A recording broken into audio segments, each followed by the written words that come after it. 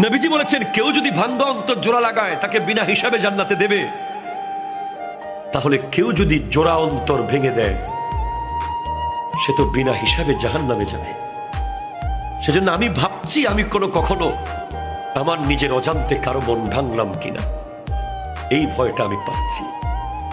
আজকে আমরা একটা সিএনজি ওয়ালাকে ঠাস করে থাপ্পড় মেরে দিই, এটা রিক্সাওয়ালার পট করে কলার ধরে ফেলি, এটা এতিমকে রাস্তাঘাটে ধরে ইনসাল্ট করি, একটা গরিব মানুষকে চেয়ার থেকে নামিয়ে দিই, একটা ফকিরকে অপমান করি, অপদস্থ করে কথা বলি, কোরবানির দিন গোশতের টুকরো একটু বেশি দিতে হবে বলে দরজা বন্ধ করে দিই।